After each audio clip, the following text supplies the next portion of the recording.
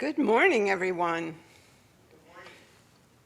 Here in the sanctuary, and welcome to those of you joining us on Zoom today. We are up to 13 participants, but one of them is me here in the pulpit, so we'll make that 12. Yeah. Another one of our traditions for beginning our service is the ringing of the bowl. We ring it once for those who came before.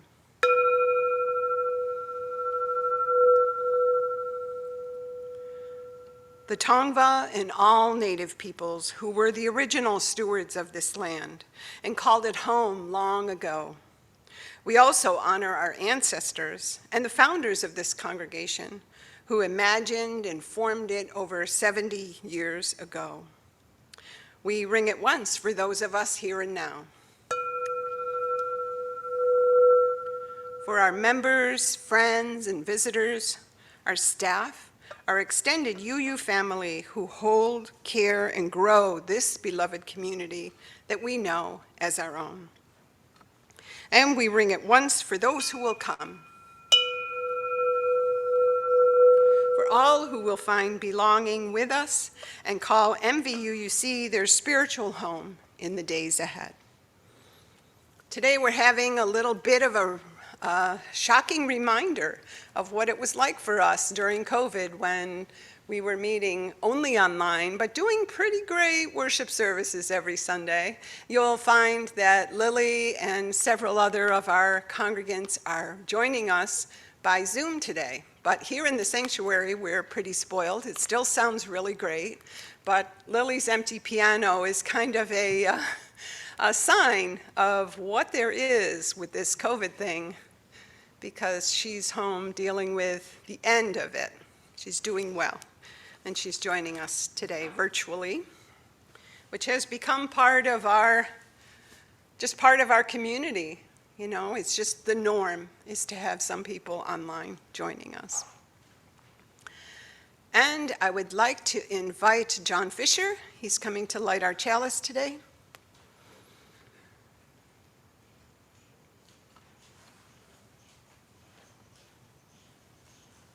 Our time together in worship is intimately connected with our daily lives. We light our chalice flame as a symbol of that connection. It is a bond that represents our shared light of hope and witness. Please hear the words of Reverend Kathleen McTeague. Into this home we bring our hunger for awakening. We bring compassionate hearts and a will toward justice. Into this home, we bring the courage to walk on after hard losses. And into this home, we bring our joy and our gratitude for ordinary blessings. By our gathering, we bless this place and its shelter that gives us the knowledge that we ourselves are blessed. I invite those of you here in the sanctuary, and even if you're at home and feel like standing, to join us. We'll be singing a medley. We'll wait for Lily to be highlighted here. But we're going to sing together. It'll be a medley of Come, Come, Whoever You Are, 188, and also 123, Spirit of Life. We might have to do things a little bit differently because of the delay on Zoom. But let's give it our best and stand, please, as you're comfortable. And if you can hear me, let's do Come, Come, Whoever You Are twice, and then we'll go into Spirit of Life. Okay. I'm not sure that we'll have he's able to project both the lyrics. We didn't think about this part. Both the lyrics and Lily's playing, so you may only hear Lily, but you'll have the lyrics. That's kind of probably what's best for us.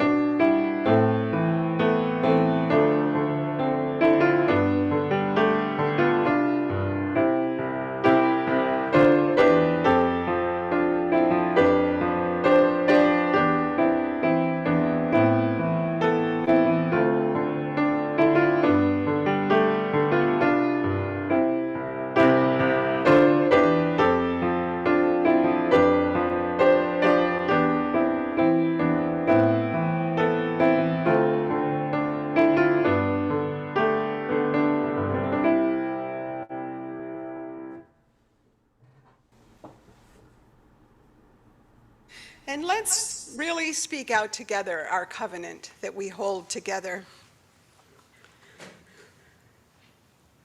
And I can imagine Jarius back there going, what do I click on? Where is it? Here it comes.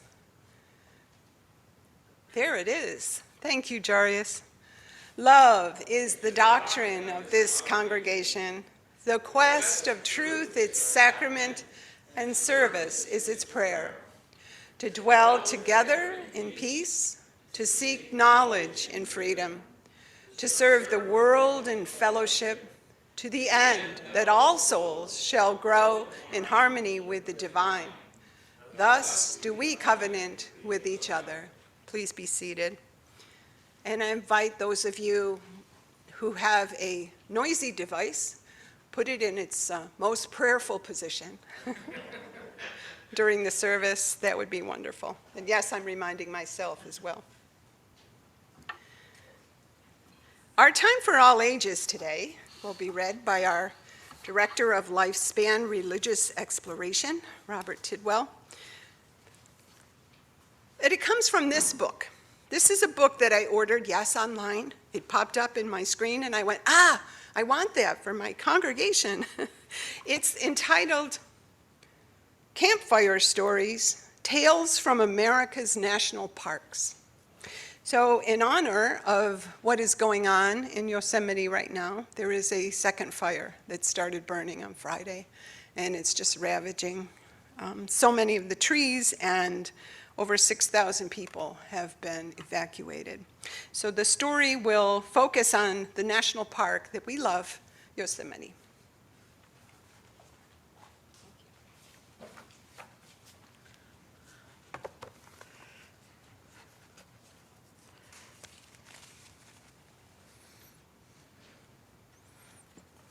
So this story is called Spring Afternoon, Merced River near the Ahwahnee. I don't have much time. I followed Tenaya Creek, willing to go to Mirror Lake.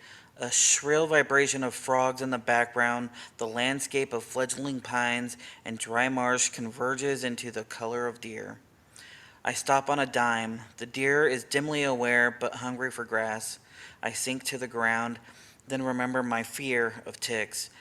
She stops and looks around for the sounds, poising, but my camera is back in my room. On the path, past the trees, a couple in blue stops to watch. Another couple, the woman in a red jacket, I wave slightly. They approach and kneel by a trunk. He draws out a camera, heavy with lens. Every moment, I expect the deer to flee. One photo, then the need for a new film, and the whir of machinery. Still, the deer eats. 10 minutes, 5 people, 1 grass-eating deer. I see a pattern of black dots on her throat, white patches on the side of her tail, her dun rectangular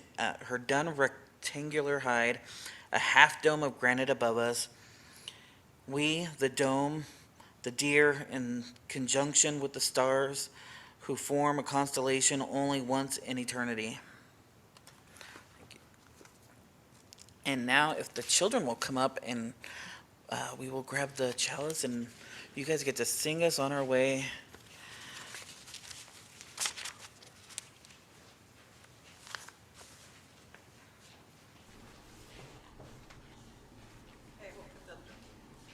Hold on just a second while we wait for Jarius, who's going to put the lyrics up for us. And we will listen, we will hear Lily playing for us. This is our recessional that we sing for the children as soon as we hear Lily.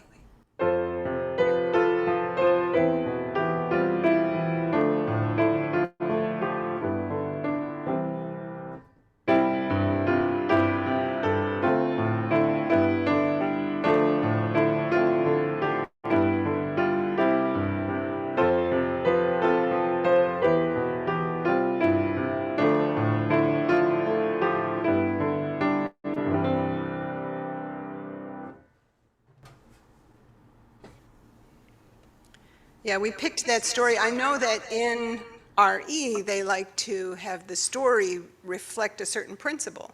So we thought that that one clearly reflected our seventh principle, which is about our interconnectedness.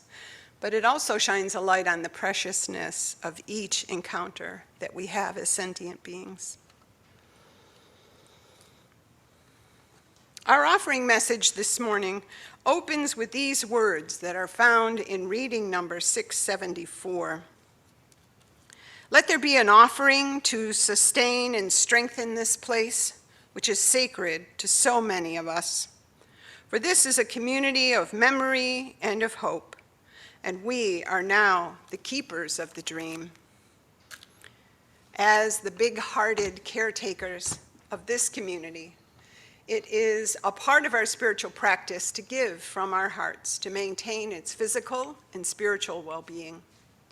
Thank you for your kind and generous donations that are given in so many ways throughout these days we share. Our good stewardship reflects our rootedness in our UU faith and our growth that brings healing to one another and to the world. I invite those here in the sanctuary today to bring forward your offerings and gifts of non-perishable donations for the Inland Valley Hope Partners Beta Center. Those joining us online will be able to find the link to our donate button that will be put into the chat box. And we thank you, Darius, for doing that. It is with grateful appreciation that our offerings will now be given and received. And we will also hear Lily's offertory for today.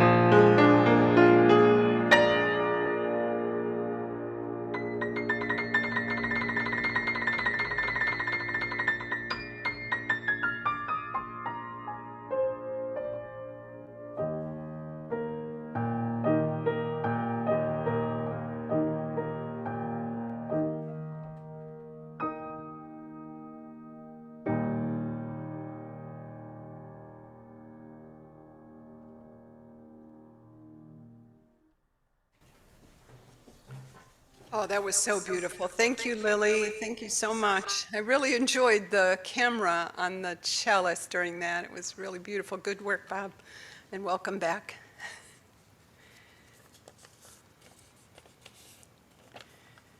Sharing our lives together as intimately as being in spiritual community together also includes the sharing of the things in our lives that are really super difficult, but also the joys that come to us. We like to share those as well.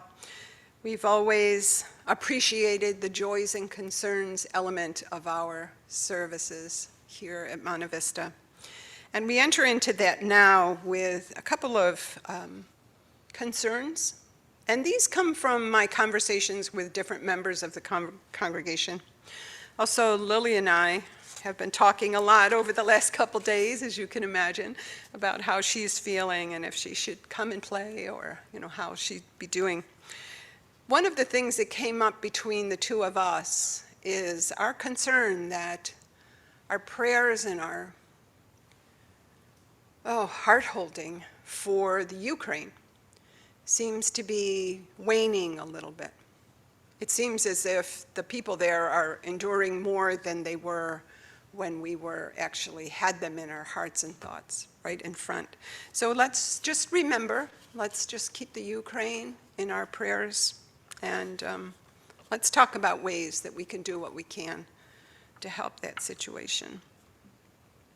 I also have a prayer request for both President Biden and Lily, and she promised that she did not give it to him.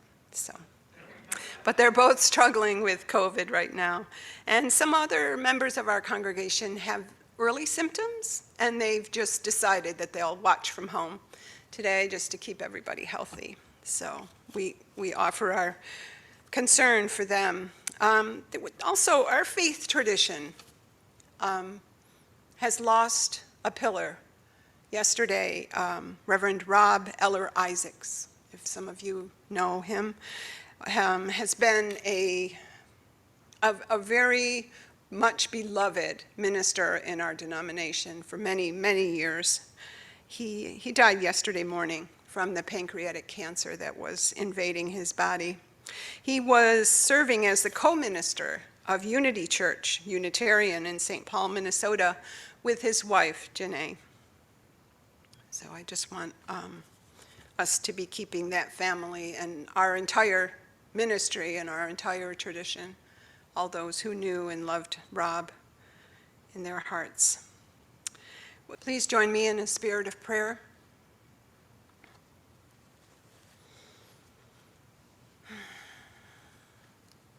Here in the refuge of this Sabbath home, we turn our busy minds toward silence and open our full hearts toward one another. We move together through the mysteries, the bright sunshine of birth, and the shadowed questions of death. In our slow walk between the two, we will be both wounded and showered with grace that is amazing and unending. And even in our sorrows, we feel our lives are cradled in a holiness that we cannot completely comprehend. Though we walk with vast experiences, the promise that we offer here is that we do not walk alone. This is a holy place in which we gather, the light of the earth brought in and held and touched then by our answering light, the flame on our chalice, the gleam in the eye of a friend, and the lamps of our open faces brought near. In this place, both silence and celebration, solemnity and music, we find our belonging, and we make a sanctuary, and we name this community home.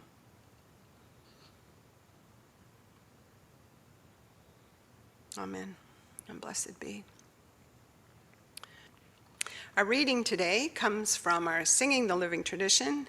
It is number 654, and it's entitled Impassioned Clay, written by Ralph Helverson. Deep in ourselves resides the religious impulse, and out of the passions of our clay it rises. We have religion when we stop deluding ourselves that we are self-sufficient, self-sustaining, or self-derived. We have religion when we hold some hope beyond the present, some self-respect beyond our failures. We have religion when our hearts are capable of leaping up at beauty, or when our nerves are on their edge because of some wild dream in our heart. We have religion when we have an abiding gratitude for all that we have received. We have religion when we look upon people with all of their failings and still find them good. When we look beyond people to the grandeur in nature and to the purpose in our own hearts. We have religion when we have done all that we can, and then in confidence entrust our whole selves to the life that is larger than ourselves.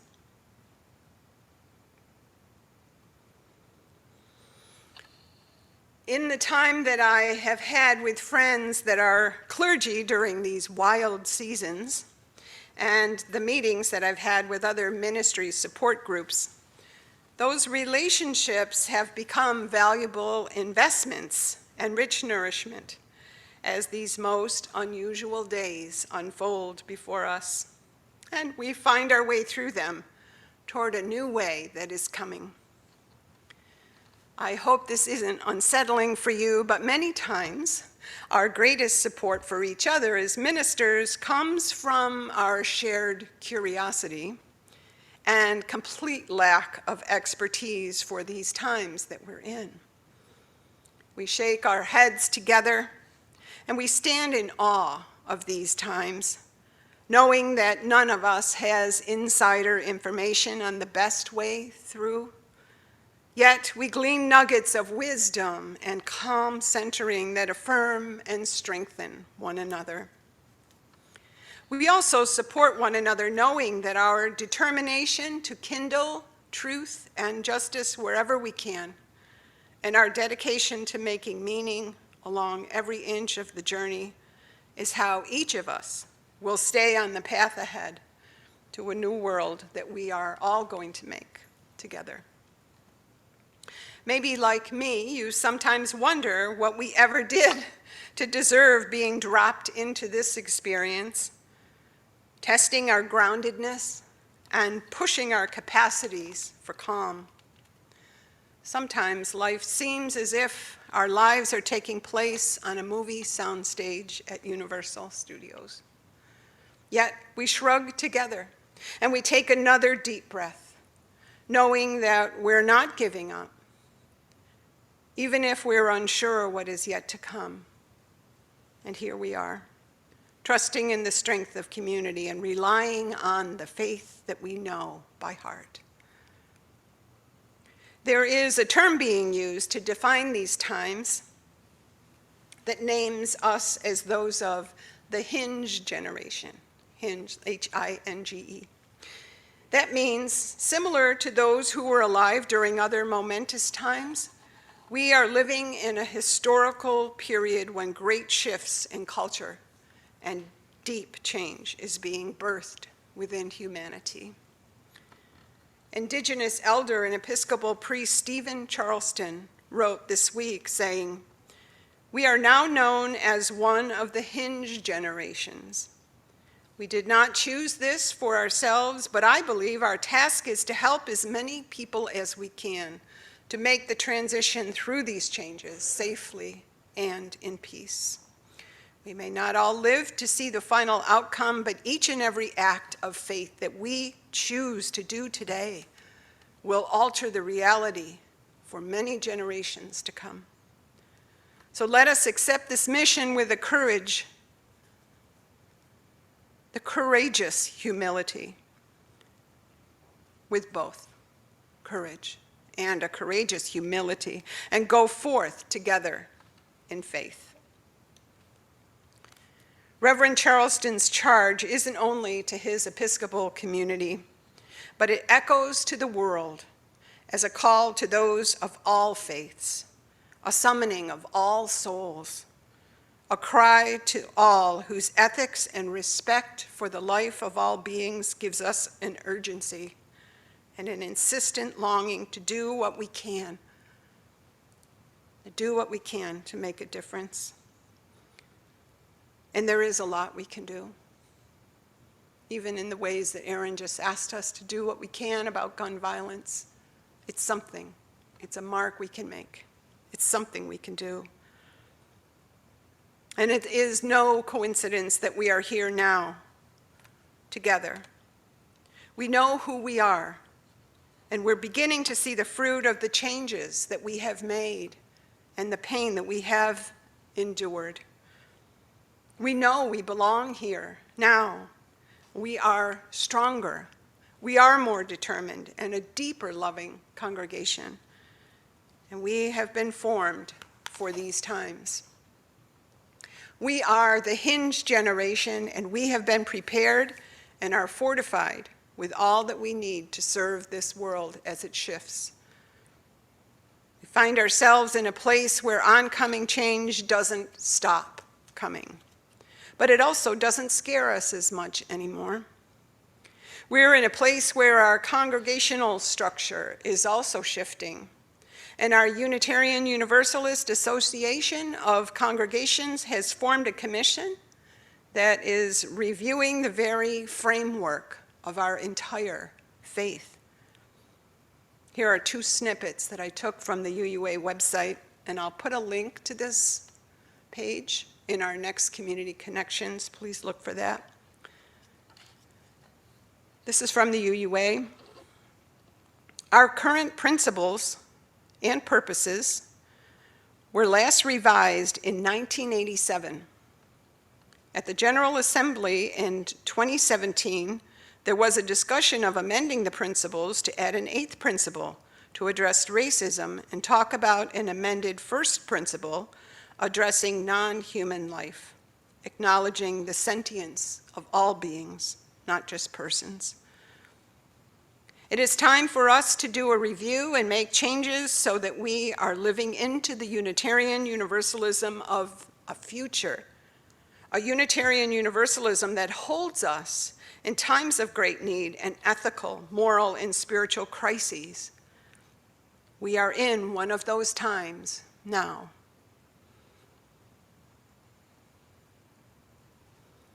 As Laura Mulroy so passionately and eloquently shared with us last week, the rewriting of our own bylaws opens our understanding to the importance of the task before us as a denomination. We are entering into a time of rewriting and writing our lives to fit the times that we're in, and to fit the times that we are called to, and the times that are going to continue changing, and we must change too. The ways we can best stay strong as the winds of change grow stronger is to lean into the winds and stay grounded in the faith that we know by heart. There will be times that we disagree with the details of the changes that will be coming to Article 2 of our UUA bylaws. But our free and responsible search for truth and meaning asks that of us. There may be significant changes to both our principles and our sources, and each of us might experience a feeling that something holy has been taken away or desecrated. There will be some grief. So yes, most likely, it will sometimes be a bumpy road. But let's become engaged in meaningful conversation along the way and in the deep exploration of our own religious life now. The aspects of our principles and sources that already challenge us. Maybe we already sense that the wording of them needs to be changed. Also, the Unitarian Universalism that we hold dear, it is deeper than the wording in Article 2. That is the faith we know by heart, not what our minds have memorized and can speak out. But what does it mean here? What does it mean here? And where do you feel it when you know your faith is kicking in and helping you to not only be stronger, but to act out, to help heal and transform our world? Robert Tidwell and I have planned together that over an 8-month period that begins in September, both the RE program and our own worship schedule will be focusing on a deep look at our 7 principles. We'll dig into each one as a monthly worship theme. And we'll look at the proposed 8th principle in the 8th month of this study. That'll come next April. But the faith we know by heart is beyond words and beyond old ways that may not have been loving to all of us, and beyond any expectations that we might have for what we are becoming. The faith we know by heart calms us in times of change, and it's always a time of change. So as we hold and treasure this faith that has always steady and true, may we know that we're home still, and that our spiritual home is ours to care for and to grow and to share and bring to the healing world. May we always embrace this place and know that this place will embrace you. Let's close today by honoring Reverend Eller with the reading that he wrote. It's number 637 in our Singing the Living Tradition hymnal. Jarius will project the words that are your response. So if you don't have a hymnal with you, you can just look at the image on the screen.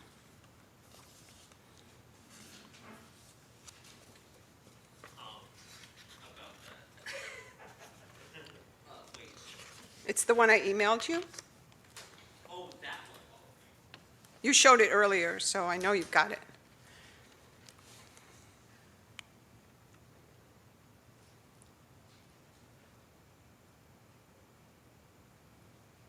There it is. Can everyone see that okay?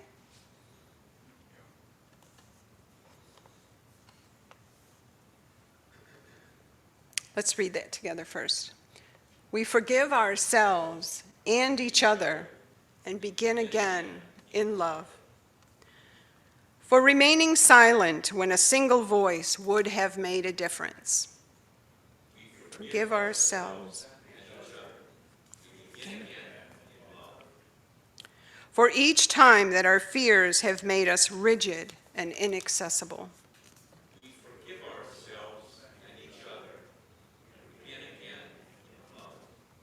For each time that we have struck out in anger without just cause.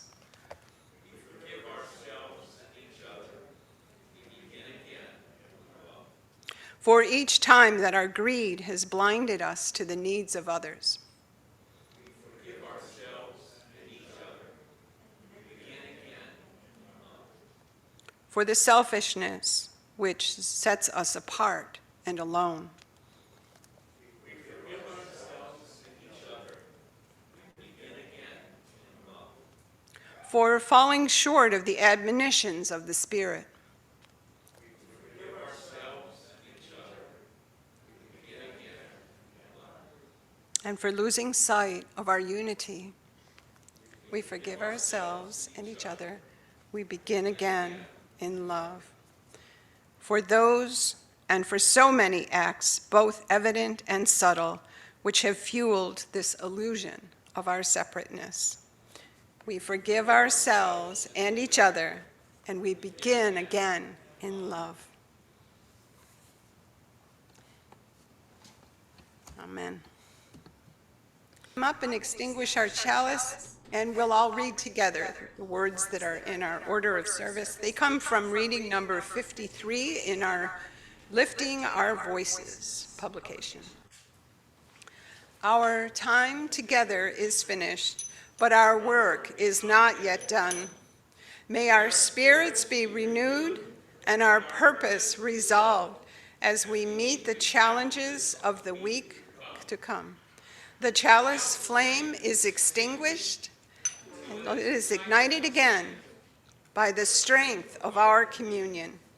Now go in peace. Go now in peace, peacemakers.